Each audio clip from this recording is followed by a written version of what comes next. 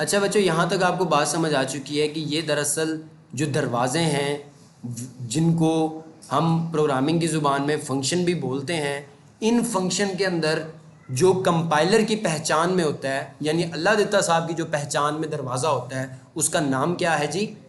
Main function, void main function. उसका नाम main function है, ये उसका नाम नहीं है फंक्शन का। ठीक है, फंक्शन का नाम है मेन। ये प्रोग्राम का एंट्री पॉइंट होता है।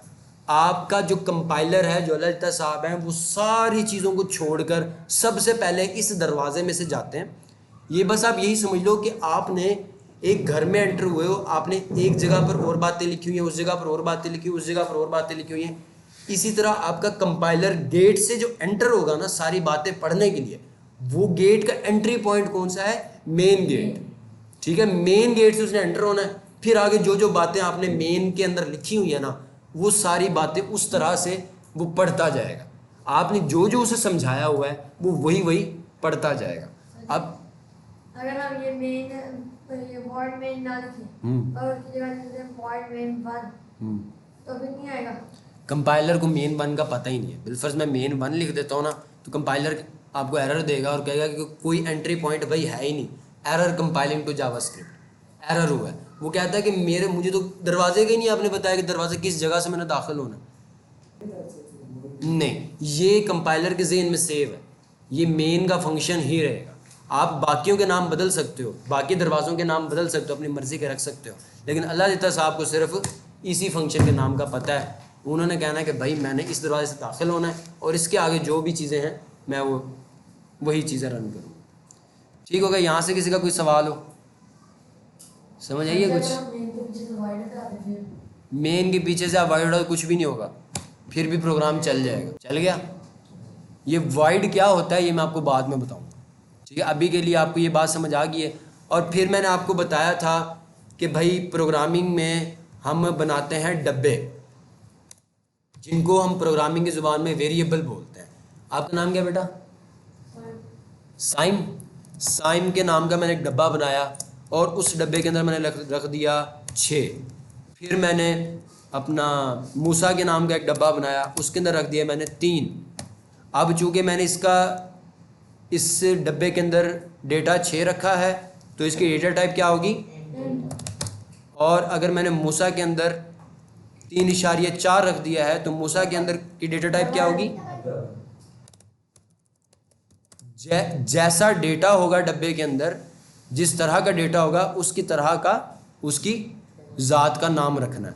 अगर तो बिलफर्ज मैंने डब्बे के अंदर रख देता हूँ, कोई मैं नया डब्बा रहता हूँ जिसे मैं बिलाल के नाम का डब्बा ले लेता हूँ, उसके अंदर मैं रख देता हूँ कोई लफ्ज़ रख देता हूँ, जैसे कोई लफ्ज़ रख देता हूँ, तो फिर उसकी डेटा टाइप क्या होगी बेटा? उसकी डेटा टाइप होगी, उसकी जो नस्ल का नाम रखोगे आप वो स्ट्रिंग रखोगे। ठीक है, ये उसकी नस्ल है। जो डब्बे में जिस तरह का डेटा होगा उस तरह की उसकी नस्ल होगी। डब्बे में जिस तरह का डेटा होगा उस तरह की उसकी नस्ल होगी। अगर डब्बे में इशारिये वाली वैल्यू होगी तो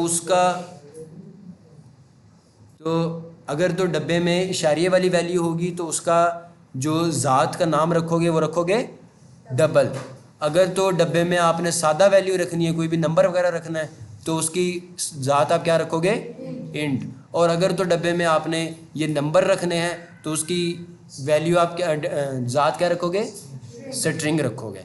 अब बिलफर्ज मैं कहता हूँ कि यार टाइम को और मूसा के अंदर जो डब्बे में डेटा पड़ा हुआ है ना, जो लफ्ज़ पड़े हुए हैं उनको जमा करवा दो। तो मैं लिखूँगा प्रिंट साइम जमा मूसा, और मैं यहाँ पर लगाऊंगा सेमीकॉलन और मैं रन करूँगा तो यहाँ पर मेरे सामने क्या आएगा? 9.4।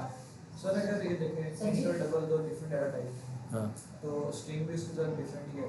इंट और स्ट्रिंग और डबल तीनों आपस में डिफरेंट है, तो इंट और डबल को हम लोग आपस में प्लस कर सकते हैं। स्ट्रिंग और इंट को भी अगर हम करना चाहें कुछ हो सकता है? नहीं। अल्लाह जित्ता साहब कहते हैं कि अल्लाह जित्ता साहब थोड़े से इंटेलिजेंट है, उन्हें पता है कि चाहे इशारिये वाली वैल्यू हो या सादा वैल्यू हो वो आपस में जमा हो सकती है। लेकिन अगर अल्लाह जित्ता साहब को आप कहोगे ना कि नंबर में लफ्ज़ जमा करवा दो तो अल्लाह जित्ता साहब हाथ खड़े कर लेंगे कि भाई ये काम नहीं हो सकता, माजरत। हाँ, एरर दे देगा। जैसे कि हाँ पूछो। सर जी आपने डबल डबल वाले डब्बे में आपने इंट की वैल्यू तो रखी हुई है, 3 और 4 भी रखा हुआ है। नहीं, उसमें इशारिया आ गया ना बेटा, अब दरमियान में इशारिया आ गया। अगर तो मैं इशारिया ख़त्म कर देता ना तो फिर ये सादा 34 था, तो ये इंटीजर है। आपने ऐड किया अगर तो सेमीकोलन लगाया ही है। हाँ, थोड़ा सा मतलब समझना, मुझे पता है ये इश्यूज आते होते हैं। ये बस आप यही समझो कि जब दो नंबरों के दरमियान में इशारिया आ जाए ना, दो, तो डबल डबल नस्ल का नाम डबल रखना, कास्ट उसकी डबल रखना। अगर स्ट्रिंग के अंदर आप इशारिया डाल दो तो कोई फ़र्क नहीं पड़ता, क्योंकि उस जो भी वैल्यू डबल कोट्स में होगी ना, 3.4 हो जाए, वेरी गुड क्वेश्चन बेटा। ये देखो किसी ने नहीं पूछा ये बात। अब देखो मैंने डबल कोट्स के अंदर 2.1 रख दिया, तो इसकी डेटा टाइप मैंने स्ट्रिंग क्यों रखी है? इसकी डेटा टाइप तुम्हें डबल रखनी चाहिए थी। इसके बाद दो हाँ, जब किसी भी वैल्यू के मतलब किसी भी डेटा के आसे पासे आप इन्वर्टेड कॉमास लगा दो ना, डबल कोट्स लगा दो, तो वो क्या हो जाता है? वो स्ट्रिंग हो जाता है। समझ आ रही? अगर किसी डब्बे में आपने जो कोई वैल्यू रखी है ना, उस वैल्यू के सजे खब्बे आप क्या लगा दो? कोमा लगा दो ना दो, तो वो क्या हो जाएगी? स्ट्रिंग हो जाएगी। तो डबल होनी चाहिए। नहीं, हाँ फिर तो डबल होनी चाहिए। नहीं, प्रोग्रामिंग में ऐसे ही होता है। अल्लाह ताला साहब कहते हैं कि अगर आपने किसी भी लफ्ज़ों के सज्जे खब्बे लगा दिए ना कोमास, तो वो बन जाएगा स्ट्रिंग। वो अब नंबर नहीं रहेगा, वो अब सेंटेंस बन जाएगा। अगर हम बिलाल लिख के इसके आगे पीछे कोमा लगा दें फिर भी स्ट्रिंग की वैल्यू, फिर भी स्ट्रिंग। अब देखो ना, यहाँ पर अगर मैं लिख देता हूँ बिलाल, तो अब इसकी टाइप स्ट्रिंग होगी। अगर मैं 3.4 की को मैं डबल कोट्स में लिख दूँ ना, तो मुझे फ़ौरन ही अल्लाह ताला साहब एरर देंगे, लाल लाइन दे देंगे कि भाईजान वैल्यू आप स्ट्रिंग दे रहे हो, जबकि डब्बे की तो ज़ात डबल है। वो कहता है कि वैल्यू अगर अब आपने मुझे स्ट्रिंग दी है ना, तो फिर टाइप भी पीछे मुझे स्ट्रिंग दो। समझ आइए? अब अगर मैं मूसा और साइम को जमा करने की कोशिश करूँगा ना, तो अल्लाह ताला साहब कहेंगे, उन्होंने पहले मुझे लाल लाइन दिखा दी है कि भाई ये नहीं हो सकता, आप नंबर में स्ट्रिंग जमा नहीं करवा सकते। जब भी आप एक डेटा के राइट लेफ्ट डबल कोट्स लगा दोगे ना, तो वो नंबर नहीं रहेगा, वो फिक्रा बन जाएगा। कोई भी चीज़ हुई, कोई भी चीज़ है, अगर डबल कोमा लगा दें तो फिर वो स्ट्रिंग है। वो स्ट्रिंग वैल्यू बन जाएगी।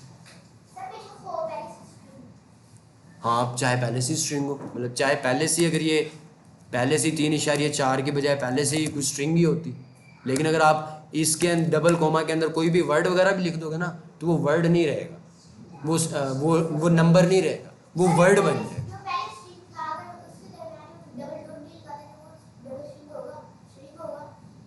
मैं समझा नहीं बेटा आपकी बात।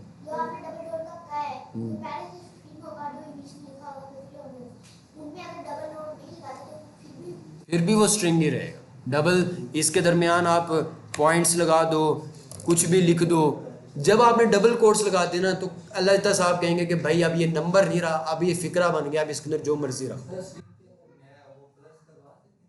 हाँ, करवा सकते हैं उसके, लेकिन तरीका दूसरा होता है।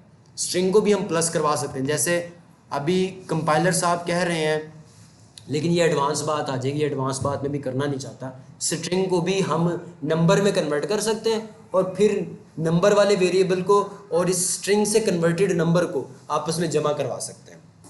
ये काम भी हो जाता होता है, लेकिन ये भी थोड़ी सी एडवांस लेवल पर बात चली जाएगी, ये मैंने भी करना नहीं है। मैं आज आपको सर जी, ये भाई कह रहे थे कि अगर हम जैसे बिलाल लिखा हुआ है, हाँ। अगर इनसे साइड डबल कोट्स नहीं डालते, हाँ। तब भी स्ट्रिंग रहेगा। नहीं, तब अल्लाह ताला साहब कहेंगे एरर। अल्लाह ताला साहब कहेंगे कि हटा कर देखते हैं हम, ये देखो मैंने हटा दिया ना, अब वो एरर दे रहा है। वो कह रहा है कि भाई, वो कह रहा है कि इस बिलाल की मुझे समझ ही नहीं आ रही कि ये है क्या। कंपाइलर अल्लाह ताला साहब ने नीचे एरर दे दिया हुआ है। आप ये देखो, मैं अगर इसके ऊपर पॉइंटर लेकर जाऊँ ना, तो वो नीचे कह रहा है अनडिफाइंड नेम बिलाल, मतलब बिलाल क्या है मुझे समझ ही नहीं आ रही। अब वो इसलिए बिलाल उसको समझ नहीं आ रही क्योंकि या तो यहाँ पर होता कोई नंबर तो एरर ना आता, अगर नंबर दे दिया है तो पीछे कास्ट हमें इंट या डबल लगानी पड़ती, लेकिन अगर आपने यहाँ पर कुछ इस तरह से लिख दिया है तब भी वो एरर देगा, कहेगा कि भाई लफ्ज़ दे दिए हुए हैं लेकिन पीछे डेटा टाइप इंट है। उसको ये लफ्ज़ की समझ ही नहीं आएगी। लफ्ज़ हमेशा डबल कोट्स में या सिंगल कोट्स में होता है। अब अब जैसे ही मैंने उसको सिंगल कोट्स में किया, लेकिन उसने कहा कि भाई इसकी नस्ल तो इंट है, जो कि नहीं होनी चाहिए। लफ्ज़ों की नस्ल हमेशा स्ट्रिंग।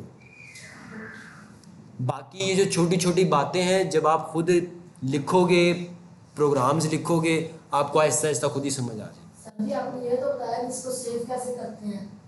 बेटा ये सेव नहीं होता। जब हम एप्लीकेशंस बनाएंगे ना, एंड्रॉयड स्टूडियो एक सॉफ्टवेयर है, उसके अंदर जब हम एप्लीकेशन बनाएंगे तो वो उसके अंदर आपका सेव रहेगा ये हमेशा। सिर्फ सीखने के लिए है? ये सिर्फ सीखने के लिए है कि प्रोग्रामिंग दरअसल होती क्या है। ये सिर्फ सीखना है। सिर्फ सीखना। ठीक है, अब मैं आपको एक बात बताता हूँ। अब ये वेरिएबल का आपको थोड़ा बहुत बेटा समझ आ गया, अभी आपको नहीं समझ आया होगा, लेकिन आहिस्ता आहिस्ता जब आप बच्चों के साथ करोगे, जो बात नहीं समझ आएगी मुझसे सीखोगे, आहिस्ता आहिस्ता आपको समझ आ जाएगा। अब आज आप लोग गो को जो लेसन नहीं मिला, इन सबको मैं बता चुका हूँ। वो ये कि अगर बिलफर्ज साइम के अंदर 6 है और इंट इमरान खान के वेरिएबल के अंदर हम रख देते हैं 100, और मैं कहता हूँ प्रिंट करवाओ इमरान खान को साइम में जमा करवा के आंसर आएगा। अब पहले तो हम करते थे ना कि साइम जमा, पहले इससे पहले मैं एक चीज़ आपको बताता हूँ, ये नहीं, ये चीज़ नहीं, मैं इसको कमेंट करता हूँ, प्रिंट करवाता हूँ। अगर मैंने साइम के आगे साइम की वैल्यू शो करवानी है तो मुझे लिखना पड़ेगा डॉलर साइम, और अगर मैंने इमरान खान के आगे इमरान खान की वैल्यू शो करवानी है तो मुझे लिखना पड़ेगा डॉलर इमरान। अब डॉलर लगाने से अल्लाह ताला साहब को पता चल गया कि प्रिंट में डबल कोट्स के दरमियान जहाँ पर भी डॉलर साइन आएगा उसके आगे जिस भी वेरिएबल का नाम लिखा होगा, जिस भी डब्बे का नाम लिखा होगा, उस डब्बे की वैल्यू शो हो जाएगी। ये अल्लाह ताला साहब को समझ में ऑलरेडी। अब मैं 1 मिनट बेटा, मैं उनकी ज़रा, अब मैं इसको रन करूँगा तो साइम के आगे क्या लिखा आएगा 6 और इमरान खान के आगे क्या लिखा आएगा। समझ आइए, डॉलर साइन क्या करता है, जो एक स्ट्रिंग होती है ना डबल कोट्स के दरमियान, जब आप प्रिंट लिखते हो, छोटी ब्रैकेट लगाई, डबल कोट्स लगाई, ब्रैकेट क्लोज की, सेमीकोलन लगा दिया। अब प्रिंट के दरमियान जो आपने 2 डबल कोट्स लगाई है ना, उसके अंदर कोई भी बात लिखो। अब उस बात के आगे अगर आपने वेरिएबल का डेटा शो करवाना है, डब्बे का डेटा शो करवाना है, तो डॉलर का साइन लगाकर डब्बे का नाम लिख दोगे। ठीक है, जिस तरह मैंने यहाँ पर। हाँ, लेकिन अगर मैं चाहता हूँ कि इसी स्ट्रिंग के अंदर इमरान खान और साइम का डेटा प्लस भी करवाऊँ, पहले हम क्या करते थे, आपको याद होगा, हम करते थे साइम प्लस इमरान खान। अब मैं ये चाहता हूँ कि भाईजान सिर्फ ये जमा करवा कर शो ना करवाए, कुछ इस तरह का काम हो कि मैं थोड़ा पीछे लफ्ज़ भी लिख दूँ और आगे वैल्यू भी शो हो जाए, कुछ इस तरह से कर दूँ।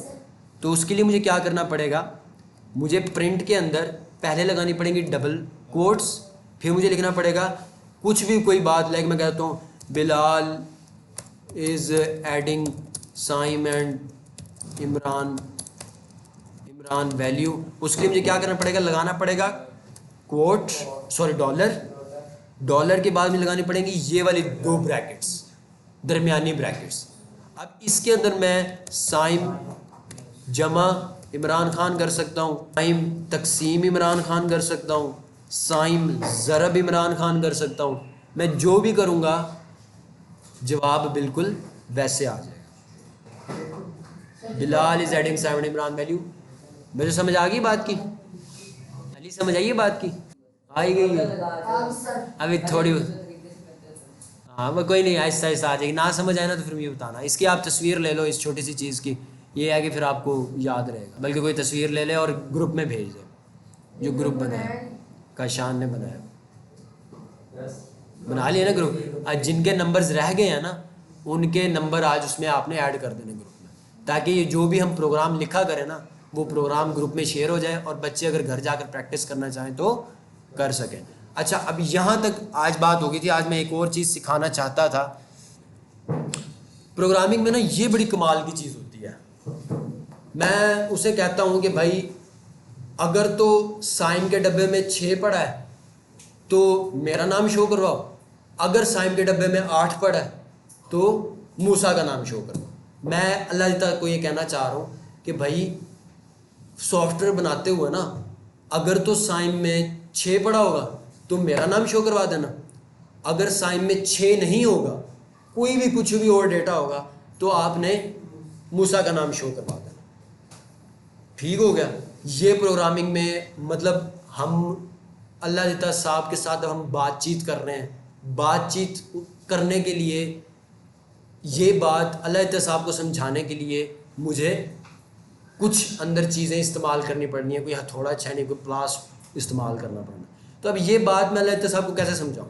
मैं उसे कहूँगा अगर साइम में 6 पड़ा है तो मेरा नाम शो करो, वरना मूसा का नाम शो करो। अच्छा, अब मैं आपको कर दिखाता हूँ। क्या कर दिखाता हूँ?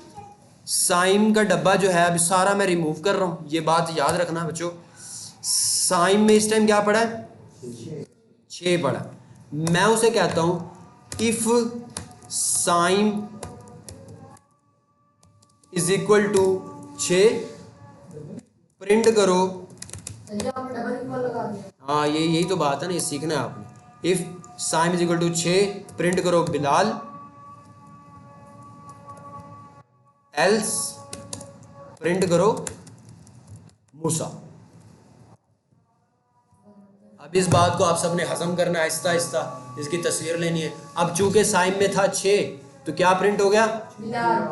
अगर साइम में मैं कुछ भी और डाल देता हूं तो क्या प्रिंट होगा?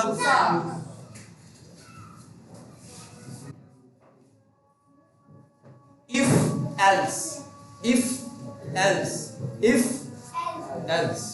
ये बात को आपने समझनी है।